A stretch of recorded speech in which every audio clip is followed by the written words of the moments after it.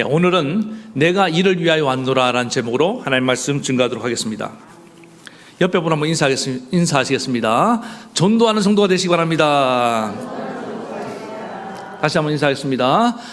당신도 성공할 수 있습니다. 전도에 성공할 수 있다는 그런 말씀입니다. 우리 사람들이 일반적으로 삶의 목적이 뭐냐 이렇게 물으면은 거의 10중 8구는 행복을 위해서 삽니다. 그렇게 말한답니다. 그래서 행복을 추구하는 인생이 인생의 정답인 양 그렇게 대부분 알고 있답니다. 그래서 공부를 왜 합니까? 물으면은 행복해지려고. 그 다음에 돈을 왜 그렇게 열심히 벌어요? 행복해지려고. 일을 왜 그렇게 열심히 합니까? 역시 마찬가지. 다 행복해지기 위해서. 근데 이 행복을 위해서 산다는 이 삶의 목적이, 추구하며 사는 목적이 이게 얼마나 허상인지는 그 질문을 조금만 뒤집어서 물어보면 금방 알 수 있습니다. 그럼 공부 많이 해서 행복하냐? 그건 아니거든요. 오죽하면 행복은 성적순이 아닙니다. 그런 영화까지 나왔겠어요. 공부 많이 해서 불행한 사람 많습니다. 그럼 돈이 많이 벌어서 행복하냐? 돈 많아서 불행해진 사람 너무 많아요. 차라리 돈이 없었으면 행복할 수 있는 사람인데. 물론 그렇다고 해서 돈이 없으면 꼭 행복하냐 그 얘기하는 거 아닙니다. 몸이 그렇게 건강해서 행복하냐? 아닌 것 같아요. 또 그렇게 말한다고요. 그래서 이 삶의 목적이 행복해지는 것이라고 많은 사람들이 알고 그렇게 대답은 하는데 실제로는 그렇지 못하다는 거예요. 그래서 최근에 그 연세대학교 심리학과 교수님 한 분이 행복의 기원이라는 책을 냈어요. 거기 보면은 이분이 이제 이 명제에 대해서 반박을 하는 거예요. 인생은 행복을 위해서 사는 것이 아니다. 뭐라고 얘기했냐면 이렇게 얘기합니다. 인생은 행복을 위해서 사는 것이 아니라 생존을 위해서 행복을 느끼도록 지음받았다. 창조되었다. 죄송합니다. 느끼도록 진화해 왔다. 다시 말하면 행복해지기 위해서 사는 것이 아니라 행복감을 느끼도록 그렇게 지음받았다. 그러니까 생존이 목적이라는 거예요, 이 사람은. 그리고 행복은 그때그때 그 생존을 필요해서 한 번씩 느끼고 더 많이 느끼는 사람이 있고 적게 느끼는 사람이 있다. 이 정도로 이렇게 얘기합니다. 근데 이분의 이 얘기가 지금 엄청난 공감을 일으키고 있는데, 그래서 그 행복에 대해서 이렇게 말합니다. 사람들이 이제 먼저 성취감을 누리잖아요. 무슨 일을 해서 또 공부를 해서. 그리고 어떤 뭐 로또에 벼락 맞는 그런 행운을 이제 이렇게 얻을 때가 있잖아요. 요즘 보니까 아파트 당첨이 그렇더라고요. 아파트 당첨이 되어서 조금쯤 이사를 갔습니다. 그럼 얼마 동안 행복합니까? 그게 오래 갑니까? 한 6개월만 살면 그 다음부터는 제가 말씀드렸죠. 뭐 하는데 집이 이렇게 넓어갖고 말이야. 너무 힘들다고 청소하는 게. 그렇게 된다고요. 네. 그래서 그 행복감이 인간이 지금 추구해서 얻는 행복감이라는 게 결코 이게 오래 못 간다는 겁니다. 그리고 불행도 마찬가지라는 거예요. 사람들이 이제 이 커다란 행복을 추구하며 살아가는데 뭐 어떤 불의의 사고를 당했다든지 원치 않는 질병을 얻었어요. 그럼 마냥 불행할 것 같죠? 생존을 위해서 그 불행감을 이겨낸다는 거예요. 그리고 다시 어느 정도의 행복감을 확보해낸다는 겁니다. 그러니까 행복 추구라는 이게 너무 행복을 추구하며 살지 마라. 그러면서 이제 이분은 이런 얘기를 합니다. 일상 속에서 소확행이라고 하지 않습니까? 소소하면서 확실한 행복. 그런 뭐 사랑하는 사람과 이렇게 한 번씩 대화를 나눌 때 그 행복한 줄 알고, 아침에 일어나서 내가 밥을 먹을 수 있다는 것이 행복한 줄 알고, 누가 이렇게 커피라도 한 잔 탁 사주면은 그때 막 기분 좋은 거, 그런 것들을 순간순간 느끼고 즐기면서 살아가는 거지. 막 지나치게 어딘가에 무슨 큰 행복이 있는 것처럼 그렇게 살아가는 건 헛된 것이다. 그래서 이분의 이 얘기가 엄청난 지금 반항을 일으키고 있는데, 근데 아까 제가 보세요. 이분도 결국 삶의 목적은 그런데 뭐라고 말합니까? 행복을 추구하는 것은 아니지만 생존을 위해서 산다. 그러니까 우리 예수 믿는 사람들은 이것도 공감하기 힘들어요. 왜 그렇습니까? 우리가 생존을 위해서 삽니까? 우리가 예수 믿기 이전에 하나님이 없을 때는 생존을 위해서 살았습니다. 그러나 우리가 예수를 믿고 하나님을 나의 아버지가 된 순간부터 무엇을 먹을까 마실까 입을까 이런 염려하면서 생존을 위해서 사는 자들이 아닙니다. 하나님이 다 보장해 주시고 심지어 저 영원한 천국까지 확보해 주신 것을 믿으시기 바랍니다. 이 땅이 전부가 아니에요. 왜 다 이 행복을 추구하며 살아야 된다, 생존을 위해 살아야 된다 이런 목적을 들고 나오느냐? 이 땅이 전부이기 때문에 그런 겁니다. 이 생이 전부니까. 그 다음 생이 없어요. 우리는 그럴 수 없는 겁니다. 물론 이 땅 살면서 우리들이 이런 소소한 행복들을, 행복감을 우리 누립니다. 그러나 그걸로 만족할 수 없다 이 말입니다. 여러분 참 생각해 보세요. 지금 우리가 타고 있는 기차가 지금 낭떠러지를 향해 가고 있어요. 절벽을 향해서 끊어졌어요. 저 어딘가에. 그럼 이 안에서 소소한 행복, 사랑하는 사람하고 마주 앉아서 커피 한 잔 먹고 여보 행복해? 좋죠. 그런데 그거는 이 기차가 낭떠러지에 떨어진 걸 모를 때 얘기입니다. 인생이라는 기차가 어디로 들어갈지 모를 때 얘기예요. 방송이 딱 나와요. 승객 여러분, 마음의 준비를 하시기 바랍니다. 곧 있으면 이 기차는 탈선하고 낭떠러지로 추락하게 될 것입니다. 그런데도 커피 한 잔 마시면 휘낭락할 수 있습니까? 안 되잖아요. 인간의 운명이 그와 같다는 것을 우리가 이전엔 몰랐지만 예수님이 오시면서 우리가 알게 된 거예요. 그래서 우리 삶의 목적은 다를 수밖에 없습니다. 한 단계 차원이 높은 단계로 나아갈 수밖에 없는 것을 여러분 기억하시기 바랍니다. 오늘 본문에 예수님께서 이 땅에 오신 목적을 분명히 밝히시고 계시는데 38절 보겠습니다. 이르실 때 우리가 다른 가까운 마을들로 가자. 거기서 또 전도하리니 내가 이를 위하여 왔노라. 예수님께서 이 땅에 오신 목적을 분명히 뭐하러 오셨다고 밝히고 있습니까? 내가 전도하러 왔다. 이를 위해 왔다. 죄로 말미암아 죽어가는 영혼 살리러 왔다. 분명히 말씀하셨잖아요. 저 영혼을 내가 건져서 저 천국으로 이끌어가기 위해 왔다. 그러니까 우리도 이 예수님을 정말로 내가 모시고 살아간다면 예수님의 이 삶의 목적이 우리의 목적이 되어야 될 줄 믿습니다. 그래서 지금 아직 예수 믿는다고 하면서 내 삶의 목적이 행복을 추구한다. 또 나는 어쨌든 살아남아야 된다. 이런 이전의 세상 목적에 갖고 살아가는 분이 있다고 한다면 오늘 그분이 해야 될 일이 뭔지 압니까? 첫 번째 예수를 만나시기 바랍니다. 우리는 생존 위에 부름받은 자들이 아닙니다. 우리는 살아 주를 위하여, 죽어도 주를 위하여. 우리는 사나 주나 주의 것인 걸 믿습니까? 근데 왜 이런 삶의 목적이 안 생기느냐? 교회를 다니면서 예수님을 인격적으로 못 만났어요.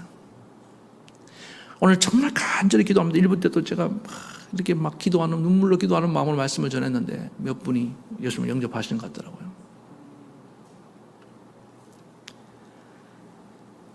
예수님이 오시기 이전에는 우리는 죄의 문제에서 별로 관심이 없었습니다. 영혼의 문제에 별로 우리는 신경 안 썼어요. 왜? 이 땅에 사는 문제만 해도 벅차니까. 인생이 어디서부터 와서 왜 사냐, 어디로 가는지 별로 생각하지 않고 살았습니다. 그냥 소확행이라니까요. 그냥 오늘 하루 즐거운 게 최고지. 지금 세상의 명강사라는 사람들이 다 그러고 앉아 있어요.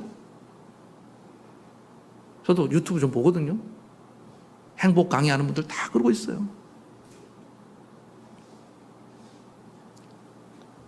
잘못됐다는, 다 틀렸다는 얘기가 아닙니다. 그러나 우리가 그래도 놓치지 말아야 될 게 뭐냐. 우리는 우리 삶의 종착지가 어딘지 안다 이 말입니다. 일상의 행복을 조금씩 느끼면서 그렇게 살고 거기에 만족하기에는 우리가 알고 믿고 깨닫고 있는 것들이 너무 큰 거예요. 어느 순간에 그런 사소한 행복을 추구하며 살다가 우리가 정말 본질적으로 추구해야 될 것을 놓치고 살아간다면 얼마나 뒤늦게 후회하겠습니까? 하나님 앞에 가서 후회 안 될 그 후회가 무슨 의미가 있냐 이 말입니다. 오늘 우리는 다시금 이 영적 세계에 눈이 열려야 될 줄 믿습니다. 이 인생이라는 기차가, 이 인류라는 기차가 지금 어디를 향해 치닫고 가고 있느냐? 여러분, 성경은 분명히 말합니다. 인류 역사는 멸망을 향해 가고 있습니다. 피할 길이 없다 이 말입니다. 사람들이 막으려고 뭐 과학적인 연구를 하고 캠페인을 하고 정치력을 동원하고 지금 난리를 합니다. 제일 큰 변화가 이제 기후변화 아닙니까, 지금. 그런데 조금 늦출 수 있을지 몰라도 못 막습니다. 예, 이거는 하나님의 계획 섭리예요. 창조가 있으면 파괴가 있는 걸 믿으시기 바랍니다. 알파와 오메가. 시작이 있으면 끝이 있습니다. 하나님이 이 세상을 지으셨기 때문에 이 세상도 끝내셔요. 이미 하나님은 노아 홍수 때 심판을 보여주셨습니다.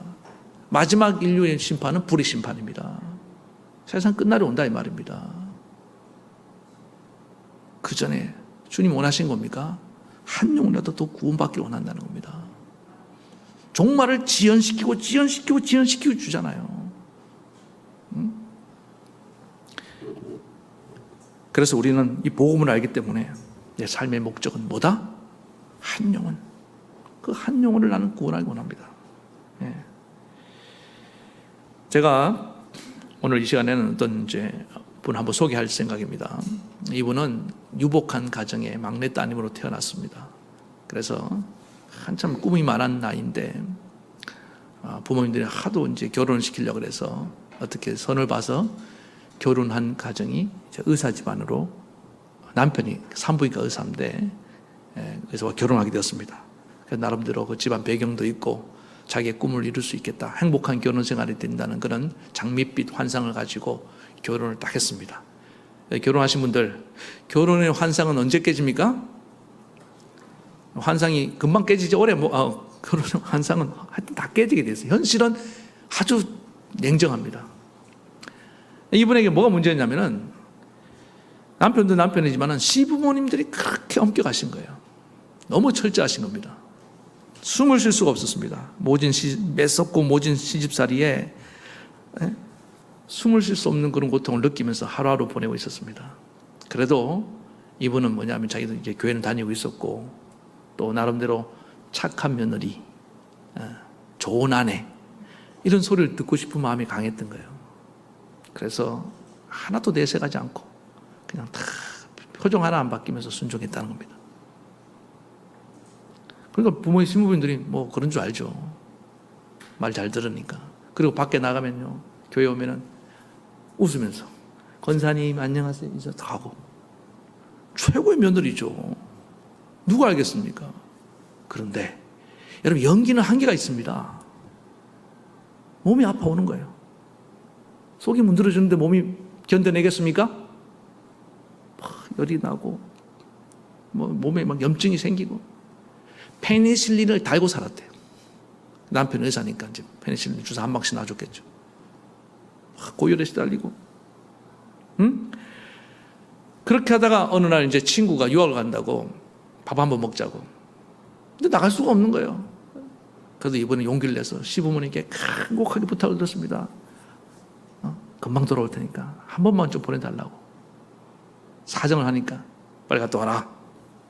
그래서 나와서 밥을 먹는데 나간 날이 장날이라고 빨리 가줍니까? 어떻게 막 수다를 떨다가 시간이 갔는데 한 오후 5시경에 들어왔대요. 그 정도면 일찍 들어온 거잖아요. 그런데도 이 집안이 난리가 난 겁니다. 시아버지, 시부모님부터 시작해서 네가 교육을 어떻게 받은 거냐 도대체. 그랬는데 거기서 이제 빵 터진 거예요. 그 안에 눌렸던 그런 모든 분노가 이제 터져나온 거예요. 어머니, 아버지, 제가 감옥으로 온 겁니까? 시집으로 온 겁니까? 제가 시집으로 왔습니까? 감옥에 왔습니까? 내가 지금 감옥살이 하고 있다는 얘기죠. 아니, 지금 수년 만에 내가 처음으로 외출을 해서 친구랑 밥을 먹고 그렇게 늦은 것도 아닌데 험한 거 아니냐고. 고개를 들고 따박따박 이제 그렇게 대들었습니다. 그러니까 이제 시아버지 시험이 또 꼭지 돌 거 아닙니까? 막 또 성화를 내고 그 길로 이분이 가출을 해버렸습니다. 자, 가출해서 어디 갔을까요? 어딜 가요? 당연히 친정 가야지.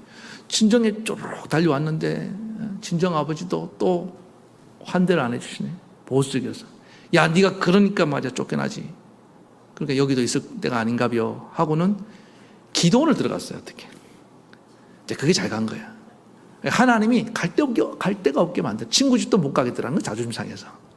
자기는 어떤 여자이기 때문에 착한 며느리잖아요. 좋은 애 안 했죠. 집 나간 걸 내가 누구한테 얘기하냐고요. 자, 그래서 기도원에 왔습니다. 기도 와서 자기 처지를 생각하니까 신세가 이렇게 처량할 수가 없는 거예요. 그래서 막 처음에는 신세 한탄과 원망과 막 이런 서름의 눈물을 흘리고 있는데, 자, 하나님은 그때 약해졌을 때 찾아온 거 믿으시기 바랍니다. 그때 성령이 찾아오신 거예요. 성령이 오신 거예요. 그리고 자기 자신의 실체를 다 보여주시더라는 거예요. 정확하게 보여주시더라는 거예요. 내가 그동안 얼마나 가식적으로 살았는지, 위선적으로 살았는지, 마음에도 없으면서 부모님 말씀, 시부모님 순종하는 것처럼, 공경하는 것처럼, 순종하는 것처럼, 남편을 잘 따르는 것처럼, 밖에 나가 사람들에게 안녕하세요 웃으면서 다녔던 이 모든 것들이 다 위선과 가식 덩어리였다는 것을 하나님은 정확하게 다 보여주시더라는 거예요. 이 가슴을 찌면서 하나님, 내가 죄인입니다. 그러면서 야, 너는 어떻게 사랑하는 마음도 없이 그렇게 했느냐? 내가 연기상을 줘야겠다. 그런 자기 사랑 없음에 대한, 내가 인생을 헛살았구나, 막 깨닫게 하시는데 막 통곡을 하면서 눈물을 흘리면서 하나님, 제가 죄인입니다. 근데 여러분 이거 아셔야 됩니다. 하나님 앞에 눈물로 한 회개는 반드시 보상이 있습니다. 하나님이 그렇게 한참을 회개하고 나니까 기쁨을 주시더라는 거야. 어디선가 없어. 지금 자기 처지가 기뻐할 처지가 아니잖아요. 부모님에게 대들고 집 나와갖고 친정에서까지 쫓겨났는데 지금 어딜 가냐고요 지금. 그런데도 하나님이 말할 수 없는 속에서 솟아나는 기쁨, 내게 샘솟는 기쁨이 퐁퐁퐁퐁 올라오고, 그리고 세상을 바라보니까요 산천초목에 다 춤을 추는 것처럼 달라 보이더라는 거예요. 할렐루야. 이게 구원받았을 때 나타나는, 저는 거의 보편적 현상 같더라고요 이게 보니까. 그러고 나니까 이제 용기가 생기더라는 거예요. 돌아갈 용기가. 그 감옥살이로 다시 돌아갈 용기가. 편지를 보냈습니다. 시아버니, 시어머니, 남편, 죄송합니다. 제가 죽을 죄졌습니다. 한 번만 용서해 주세요. 그리고 돌아왔는데 다행히 따뜻하게 맞아주셨더라는 거예요. 네.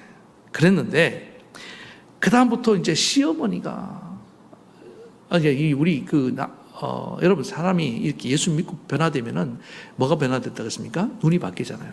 그러면은 그때부터 영혼이 보이기 시작합니다. 그 이전까지는 시부모님의 배경, 그 집안 의사라는 그 남편의 그 타이틀이 보였던 거예요. 예수님을 만나고 눈이 열리니까 영혼이 보이기 시작하는데 불쌍한 생각이 들더라는 거예요. 이분들도 역시 교회를 다니고 있지만은 아직 나와처럼 예수님을 인격적으로 못 만나고 구원받지 못한 채로 교회 문턱만 밟고 다니는 모습이 다 보이더라는 거예요. 형식적인 율법적인 신앙생활하는 모습이 다 보이더라는 거예요. 내가 이 가족을 구원해야겠다. 시어머니에게 마음으로 존경하면서 사랑하면서 섬기면서, 어머니 예배 한번 드립시다. 근데 그게 느껴졌는지, 며느리의 진정성이 느껴졌는지 그렇게 하자. 그 예배 드리면서 어느 날 며느리가 시부모에게 고백을 했습니다.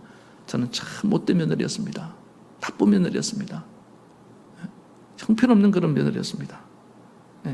어머니 사랑하지도 않으면서 저는 그렇게 연기했었다고, 죄송하다고. 그러니까 이 어머님이, 야, 아니다, 넌 참 착한 며느리다. 오히려 내가 더 나쁘다. 나야말로 네 시아버지가 얼마나 미운지 모른다. 고울 때도 있지만은 내가 왜 그런지 모르겠다. 자기 얘기를 끄집어내더라는 거예요. 나보다 네가 훨씬 낫다 하면서.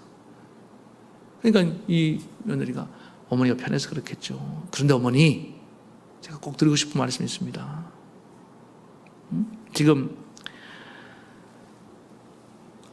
어머님은 가끔 어떨 때 보면 좀 냉정하실 때도 있고 깍쟁이신데 아범이라고 하신 남편, 우리 남편이 지금 교회를 안 나가고 있는데 아범 어떻게 하실 거예요? 어머니의 눈물의 기도는 떨어지는 법이 없다고 하는데 만약에 하나님이 어머니에게 너 아들 위해서 얼마나 기도했냐 물으시면은 뭐라고 대답하시겠습니까? 그러니까 어머님이 그러면은 고개를 숙이고 좀 진지하게 반응해야 되는데 이 어머니 믿음이 없잖아요. 내가 오케이 한디? 그분이 북한 분이 나 그런 거 몰라. 자녀를 위해서 기도하지 않은 책임에 대해서도 아무 반응이 없어요. 믿음이 없으면 그렇습니다. 나도 공두로 헛것으로 허투로 교회 문턱만 밟고 왔다 갔다 했디. 나 그런 거 기도 어떻게 하는지 몰라 그러더라고요. 어떻게 하는지 몰라. 권사님이에요. 권사님이 돼가지고 기도를 어떻게 하는지도 모른다. 그래서 어머니 지금 저한테 하신 그대로 말씀하시면 됩니다. 그렇게 아이를 키우듯이 양육을 하면서 그 어머니도 이제 예수님을 인격적으로 영접하게 됐다는 거예요. 그리고 시아버지, 이제 시댁 식구들부터 한 사람 한 사람 이렇게 전도해 나가기 시작했답니다. 이게 분당 우리들 김양재 목사님의 간증 집에 나온 얘기입니다. 제가 요약해서 말씀드린 겁니다. 자, 보세요. 이분도 처음에 결혼 왜 하려고 했습니까? 행복 추구예요. 근데 하나님이 그 환상을 깨뜨리는 거예요. 행복을 추구한다고 행복해지지 않아. 그리고 너의 그 위선적인 가식적인 모습을 하나님이 뭡니까? 이 핍박 가운데 깨닫게 만들어주잖아요. 회개케 만들잖아요. 깨뜨리시잖아요. 네 실체를 만나게 하시고 예수님을 영접해서 구원받게 만들어주시잖아요. 그러니까 누가 보이기 시작했다고요? 영혼이 보이기 시작한 겁니다. 나의 배경이 되는 그런 집안으로 보는 것이 아니라 남편이 맨날 이렇게 돈 갖다 주는 그런 남편이 아니라 의사가 아니라 구원받아야 될 불쌍한 영혼으로 보이기 시작한 그때부터 전도가 시작되더라는 거예요. 여러분 왜 전도를 못하는지 압니까? 일단은 내가 예수님을 못 만난 겁니다. 그리고 뭡니까? 영혼을 향한 불쌍한 마음이 시선이 없는 거예요. 소확행. 그냥 아이들이 잘 자라주고 있고 그냥 같이 가끔 뭐 쇼핑도 가고 여행도 가고 행복해. 그게 행복한 게 아니라니까요. 거기에 만족하고 있다는 건 얘기는 내 영혼도 지금 어떻게 될지 모르고 있다는 얘기예요. 지금요. 그 소확행을 즐기면서도 마음 깊은 곳에서는 눈물이 있어야 되는 것을 믿으시기 바랍니다. 이 영혼을 어떻게 하면 구원할까?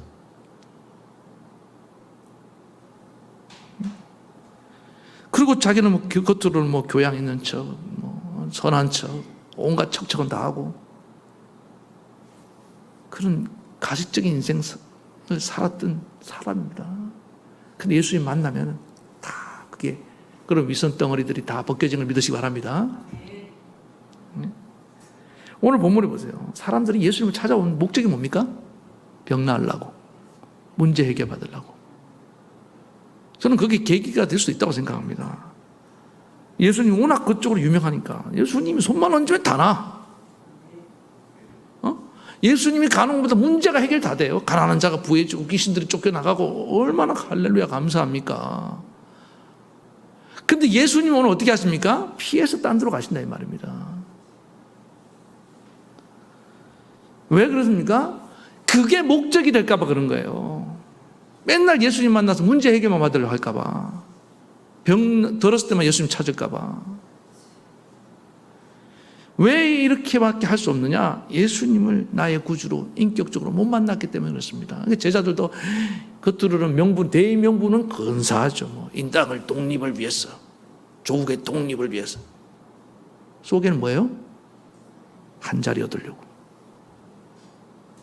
그랬던 그들도 나중에 부활하신 주님을 인격적으로 만나고 그들이 죄를 회개하고 성령이 임하니까 목숨 걸고 전도자가 된 걸 믿으시기 바랍니다.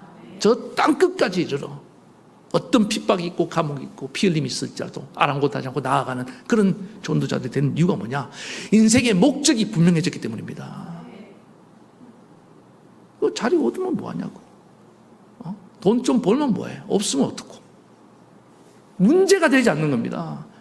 지금 솔직히 말씀드립니다. 죄송한데 아직도 환경과 조건에 문제가 되는 분들, 진지하게 내 자신이 정말 예수님을 인격적으로 만났는지, 내가 천국을 믿고 있는지 좀 확인하라 이 말입니다. 그건 필요한 수단일 뿐이에요. 목적이 지금 우리는 분명하잖아요. 네? 오늘 간절히 바라기는 여러분들 예수님을 인격적으로 만나시기 바랍니다. 그 삶의 목적이 우리는 분명하다. 우리는 영혼을 구원하기 위해서 전도하고. 두 번째는 뭐냐면은 이렇게 전도의 목적을 갖고 살면서도 악한 마귀가 살아있습니다. 그래서 우리의 삶의 목적을 자꾸 흔들어 놓습니다. 그래서 하는 일이 뭔지 압니까? 자꾸 과거로 돌아가게 만들어. 예수 믿기 이전에 그 소확행, 세상의 행복 추구하는 삶으로 다시 우리를 데려가려고 한다 이 말입니다. 우리의 믿음을 막 흔들어 놓습니다. 이 영적 싸움이 진행되는 거예요. 그래서 예수님조차도 보세요. 수많은 사람에게를 병을 고치고 귀신을 쫓아내고 전도를 하면서도 예수님도 이 처절한 영적 싸움이 있기 때문에 새벽마다 일어나서 기도하고 하루를 시작하신 것입니다. 이 분주한 가운데. 그러나 예수님은 이렇게 분주하고 바쁜 가운데도 전혀 요동치 않고 나는 나의 길을 간다. 꿋꿋하게 초지일관 그 길을 갈 수 있었던 이유가 무엇입니까? 그게 기도의 힘이었습니다.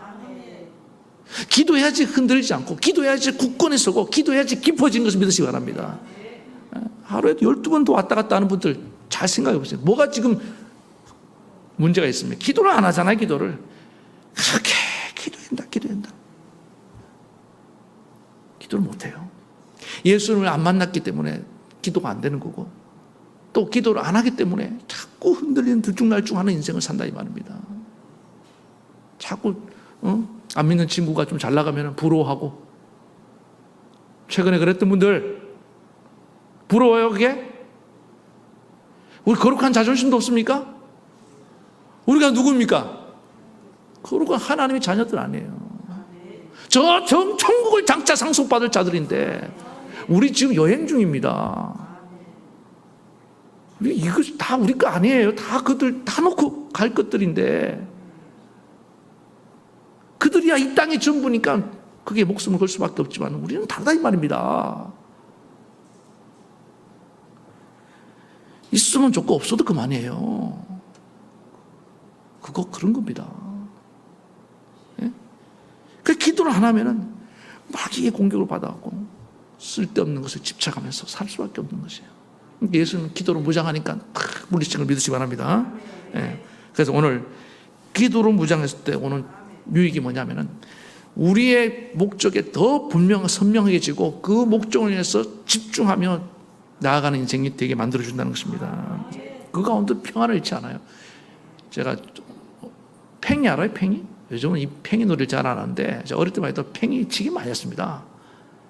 그 팽이를 채를 가지고 탁 치면 좀 쉽지 않아요. 잘 치면 여기 팽이가 팽팽팽 돕니다. 근데 그게 팽이가 도는데 엄청나게 빠른 속도로 도는데 팽이는 사실은 고요해 보입니다.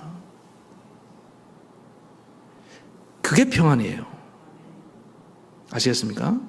예수님이 지금 분주하게 사역을 하지만은 그 내면은 고요합니다. 여러분 지금 일상에 쫓기면서 바쁘면서 같이 덩달아서 불안한 분들은 평안이 없는 거예요. 기도하면은 하나님이 이 평안을 우리에게 줄 줄 믿습니다. 평안을 주신 거예요. 폭풍 가운데도 평안을 주십니다. 그러니까 힘있게 나아갈 수 있는 거예요. 다니엘이 그 대적들이 죽이려고 덤비듭니다. 말도 안 돼. 정말 치사해. 다니엘이 기도해주면 좋은 거 아니에요? 이 나라의 민족을 위해서. 그런데도 모압을 해갖고 이건 왕에 대한 반역이라고. 왕이 또 의리숙해갖고 도장을 찍어줬네? 그런데도 다니엘은 어떻게 합니까? 하루에 3번씩 창문을 열고 예루살렘의 하나님을 향하여 기도한 걸 믿으시기 바랍니다. 그랬더니 다니엘만 남고 나머지는 다 사라집니다. 여러분 기도해야 남습니다. 저는 1부 때도 말씀드렸는데 제가 지금까지 살아오면서 목회하면서 여기까지 어떻게 왔는지 생각해 보니까 역시 기도더라고요. 저라고 힘든 일 없었겠습니까? 포기하지 않고 계속 초질간 이 길을 갈 수 있었던 이유는 여러분 목사님만 그런 게 아닙니다. 여러분들도 성도로서 이 땅을 살아가야 될 거 아닙니까? 신앙생활 하면서 수많은 유혹을 이기고 저 천성까지 가기 위해서 다른 거 없습니다.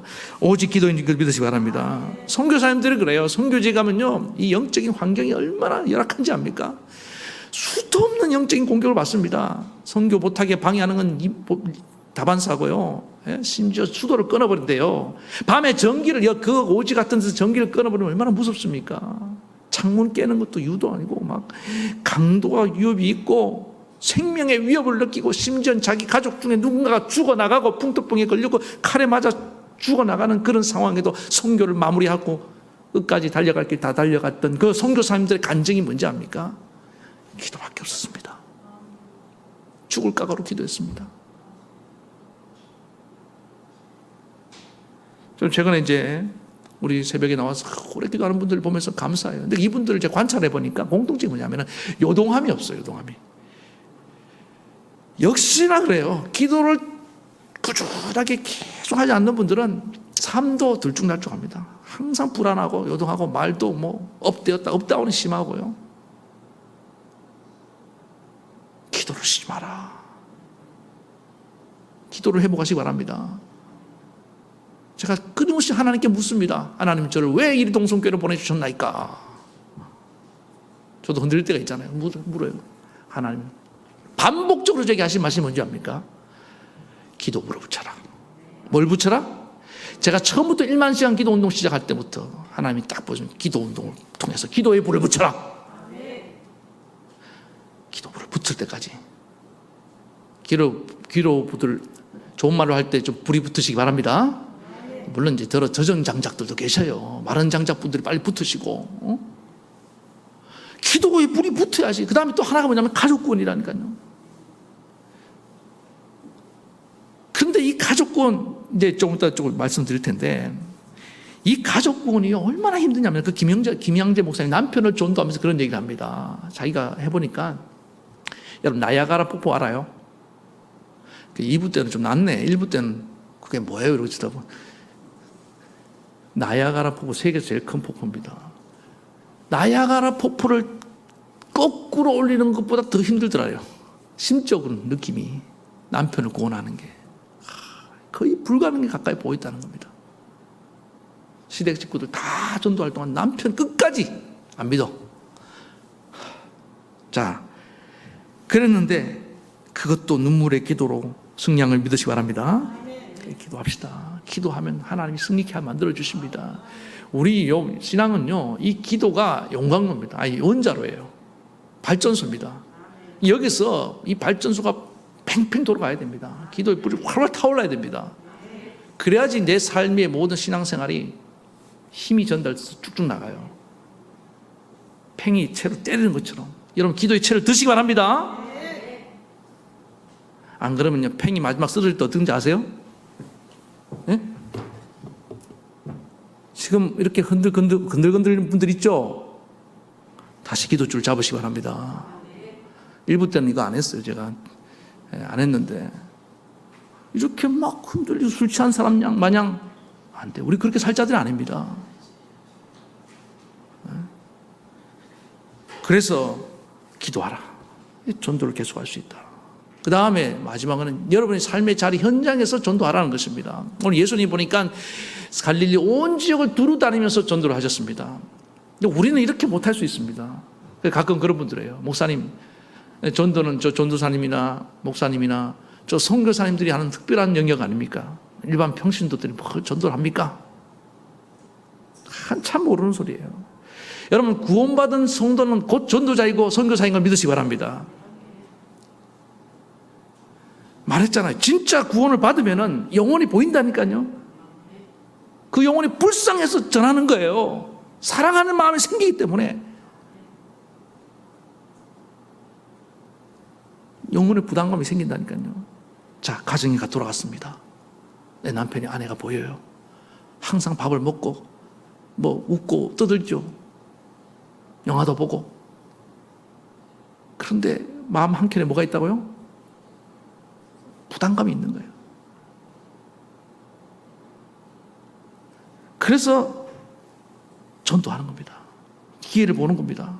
그래서 전도하기 위해서 마음으로 섬기는 겁니다. 내 자존심 다 내려놓고 얼마나 이 김양재 목사님 남편 비위를 맞추려고 몸부림을 쳤는지 몰라요. 근데 너무 퍼펙트한 사람이기 때문에 그걸 못하겠더라는 거예요. 그래서 기도하기 시작했습니다. 하나님 어떻게 하면 좋습니까? 응? 구원하기는 해야겠는데 하나님도 계속 제게 부담감을 주시는데 그렇게 기도하는데 하나님이 그런 감동을 주더라는 거예요. 하나님의 감동인지 자기 생각인지 잘 모르는데 헷갈리는데 하나님 고난을 주시더라도 우리 남편에게 고난을 주셔서라도 구원해 주시면 좋겠습니다. 그래서 무슨 고난이 좋을까 이렇게 묵상을 하는데 물질의 고난이 좋을 것 같다는 거예요. 그래서 하나님 병원이 안 되게 도와주세요. 근데 부인이 차마 병원 안 되게 이 기도를 하겠습니까? 그 기도는 차마 못하겠더라는 거예요. 그럼 남편이 깨질 것 같은데 그래서 그 기도를 안 하고 있었습니다. 그런데도 남편 영혼이 너무 불쌍해서 기도하는데 어느 날 묵상을 하는데 하나님이 너 뭐하냐? 네 남편 구원 안 할 거냐? 해야죠. 저는 오늘 밤이라도 천국에 갈 확신이 있는데 죽으면 우리 남편은 그럴 수 없는 걸 생각하면 너도 마음이 안타깝습니다. 하나님 이제라도 남편이 예수 믿을 수 있는 동기를 계기를 허락해 주시옵소서. 자, 그 기도를 들으시고 하나님 한 1년 정도 지난 뒤에 어느 남편이 이제 외식을 하자고 부르더라는 거예요. 외식을 딱 갔는데 갑자기 또 전화가 오더라는 거예요. 나오지 말라고. 아, 피곤해서 좀 쉬어야겠다고. 하나님이 일하시기 시작했습니다. 그 느낌이 안 좋아요. 병원에 달려갔습니다. 달려가니까 남편이 병원에 의자에 이렇게 툭 늘부러져 있는데 상태가 안 좋아 보이더라는 거예요. 간호사들도 왔다 갔다 하고. 여러분 이게 하나님이 아내들에게 주신 촉이 있습니다. 아내 큰 병원으로 가야겠다. 그 남편을 데리고 병원으로 확 이송을 해갔는데 검사를 딱 하니까 청천벽력 같은 얘기를 하는 거예요. 의사가 간동맥 파열이라는 거예요. 딱 들어도 이게 벌써 안 좋잖아요. 동맥 파열이 안 좋잖아요. 얼마 남지 않았다 생명이. 그 알고 보니까 간암 말기로서 동맥 파열이 일어날 때까지 몰랐던 거예요. 건강검진을 하고 했는데 전혀 새까맣게 모르고 그 건강했던 사람이 한순간에 건강이 날아가면서 죽게 생긴 거예요. 딱 들은 생각이 뭡니까? 슬퍼할 겨를도 없이 이걸 남편을 구원하게 한 자기가 그렇게 기도했잖아요. 그러면서 차라리 병원이 안 되게 기도할 걸. 이렇게 하나님 몸을 치실 줄 몰랐잖아요. 그래서 어떡합니까? 영혼 구원을 위해서 남편 곁에 붙어갖고 울면서 남편 여보 이제라도 예수님 영접하세요. 회개하고 구원받아야죠. 간절히 심지어는요 시간이 얼마 안 남았기 때문에 그 짧은 시간에 전도하려고 중환자실까지 따라 들어갔대요. 여러분 중환자실은 가족이라도 못 있잖아요. 면회 시간 외에는. 근데 하도 때를 쓰면서 사정을 하니까 그 병원에서 의사 가운을 입혀줘갖고 의사인 척하면서 옆에 앉아서 그렇게까지 하면서 사정 여보. 근데 어느 날 남편이 마음이 쫄려들더라는 거예요. 따라하더라는 거예요. 하나님 저를 용서해 주세요. 그런데 그 고백도 석연치가 않더라는 거예요. 시원하지가 않더라는 거예요. 마음에서 우러나온 것 같지가 않아서 어떻게 할까 하다가 시간이 얼마 안 남았습니다. 그래서 그날이 주일날이었는데 교회에다 전화해서 목사님을 부르기로 결정을 한 겁니다. 목사님 빨리 와주세요. 근데 담임 목사님이 올 수가 없잖아요. 예배에서 1부, 2부, 3부, 4부까지. 그래서 부목사님이 대신 왔는데 보통 목사님들 이렇게 중환자실에 오면 어떻게 기도합니까? 주님 기적의 손을 내밀어서 예수 그리스도의 능력으로 이 병을 고쳐주시옵소서. 죽은 자도 살리시는 하나님 아닙니까? 뭐 이렇게 기도하거든요. 근데 그 부목사님이 뭘 몰라서 그런지 아니면 하나님 성령의 역사인지 자기가 똑같은 기도를 하더라는 거예요. 묻더라는 거예요. 형제님은 지금 천국 문 앞에 서 있습니다. 사실 맞잖아요. 그대로 받아들이고 얘기한 거예요. 의사의 말. 생명이 얼마 남지 않았거든요. 천국 문에 들어갈 수 있습니까? 어떻게 들어갈 수 있습니까? 대답을 하더라는 거예요. 예수의 이름으로. 한번 따라합시다. 예수의 이름으로. 그 말과 함과 동시에 눈물이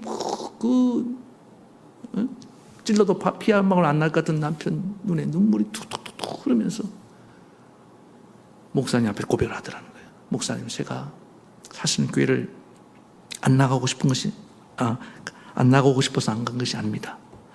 저는 너무 큰 죄를 지어서 가지 못했습니다. 그리고 의사 선생님 뭔 큰 죄를 도덕 윤리적으로 성실하고 뭐 아주 흠도 없는 그런 남편인데 도대체 무슨 큰 죄를 지었습니까? 목사님, 제 직업이 뭔지 아십니까? 산부인과 의사입니다. 제가 수많은 생명을 죽였습니다. 낙태 수술, 돈 벌려고 의사의 양심을 어기면서 아무도 모르는 거죠. 그건 당연히 이제 할 수 있다고 생각하는 사람들이 그렇게 생각할 수 있으니까. 그 어린 영혼, 어린 생명을 수도 없이 내가 죽였습니다. 그렇게 낙태 수술을 딱 하고 집에 돌아왔는데 아내는 막 찬송하고 기도하고 말씀 보고 있는데 그게 너무 꼴보기 싫었다는 거예요. 양심의 가책이 되잖아요. 자기는 뭐 하고 왔어요? 사람을, 애를 죽이고 왔는데 아내는 그러세요. 그래서 더 마음이 다치고, 왜 양심의 고통, 죄책감 때문에. 그래서 이것이 쌓이고 쌓여서 그렇게 차가운 인간이 되어버린 겁니다. 얼어붙어 버린 거예요. 그런데 이제 자기 몸이 죽을 병이 돼서, 목사님, 저는 죄에 대한 대가를 치르는 것입니다. 살려주시면 감사하고, 살려주지 않아도 저는 전혀 원망할 마음이 없습니다. 저는 이제 예수님을 영접했고, 제 용서를 받았고 이제 천국에 갈 수 있어서 너무 감사합니다. 눈물로 예수님을 영접하고 이제 죽을 날만 기다리고 있는데 이 남편이 달라지더라는 거예요. 그 짧은 시간인데 이제 면회로 올 거 아닙니까? 친구들도 오고 뭐 집안에서 오는데 오는 사람마다 붙잡고 눈물로 너는 나처럼 살지 말라. 인생 헛된 것이다. 너희들 나 부러운지 모르지만 나 이렇게 죄 많은 인간이었다. 그러나 오늘 내가 예수님을 영접하고 죄사함 받고 나는 오늘 죽어도 천국 간다. 너희도 다 예수 믿고 잘 살아라. 그래 죽으면서 그렇게 많은 사람을 전도하고 하나님 나라 곁으로 가는 걸 믿으시기 바랍니다. 그래서 이제 이분도 이제 사별하고 목사님이 되셔서 얼마나 훌륭한 이 선교 사역을, 전도 사역을 잘 감당하고 계십니까? 여러분 주변에 이보다 더 강팍한 영혼도 있을 수 있고 불신 영혼이 있을 수 있고 또 이렇게 뭐 자기 의에 사로잡혀서 살아가는 사람, 또 낙심한 영혼, 숱한 여러분 까다로운 사람부터 시작해서 얼마나 많습니까? 가정에서 또 직장에서. 그러나 그 영혼들 포기하지 마시기 바랍니다. 우리가 눈물로 기도하면 하나님은 죽을 병에 걸려서라도, 죽을 병 걸리라는 얘기 아니에요. 하나님은 그렇게 해서라도 그 영혼을 구원하시기 원한다 이 말입니다. 우리 하나님이 얼마나 한 영혼을 구원하시기 원하신지를 깨닫기 바랍니다. 그래서 우리도 이 전도의 삶의 목적을, 내 최고의 삶의 목적을 알고 주님처럼 살다가는 저와 여러분 되길 축원합니다. 예, 이 시간을 말씀 생각하시면서 찬양 부르시겠습니다.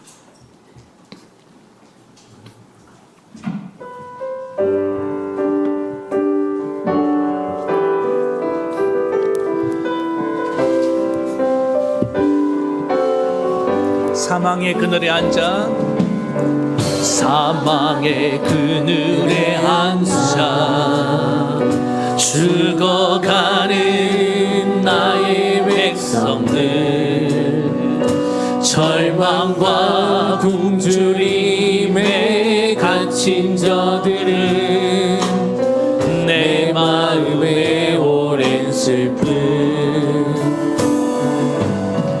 고통의 멍에에 매여 울고 있는 나의 자녀들,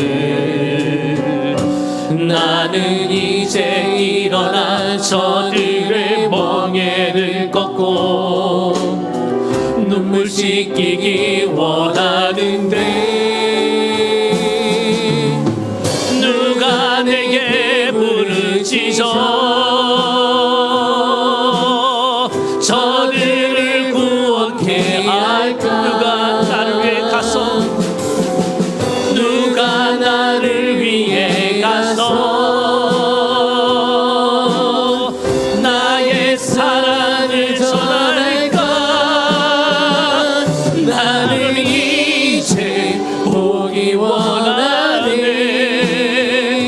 나의 자녀들 살아나는 그날 이쁜 찬송 소리 하늘에 웃음소리 온 땅 가득한 누가 나를 위해 가서 누가 나를 위해 나의 사랑을 전할까 나의 사랑을 전할까 나는 이제 보기 원하네 나의 자녀들 살아나는 그날 기쁜 찬송 소리 하늘에 웃음소리 온 땅 가득한 그날. 사랑하는 성도 여러분, 잠시 동안 거기서 원합니다. 과연 우리 삶의 목적이 무엇입니까? 여러분, 정말 예수님을 인격적으로 만났으면, 내가 얼마나 큰 죄인인데 나 같은 죄인을 구원하신 그 은혜를 경험했으면요, 우리 저 안 믿는 사람들처럼 이 세상이 목적이 될 수 없습니다. 행복하는 것이 목적이 될 수, 생존이 목적이 될 수가 없어요. 주님, 오늘 내 안에 찾아와 주시옵소서. 주님, 나는 죄인입니다. 내가 이 시간 주님을 영접합니다. 아직까지 예수님을 마음으로 영접하지 못하고 교회를 다녔을 분들, 오늘 주님을 영접하시기를 바랍니다. 구원을 받으세요. 눈이 열리시기 바랍니다. 저 천국이 있습니다. 이 땅이 전부가 아니에요. 그래야지 영혼을 바라보는 시선이 달라집니다. 불쌍하잖아요. 그런데 불쌍한 마음이 없다, 안타까운 마음이 없다, 사랑의 마음이 없다. 우리 아직 예수님 못 만난 겁니다. 주님, 내가 그렇게 살아왔습니다. 위선적으로 살아왔습니다. 오늘 찾아와 주셔서 나를 만나 주시옵소서.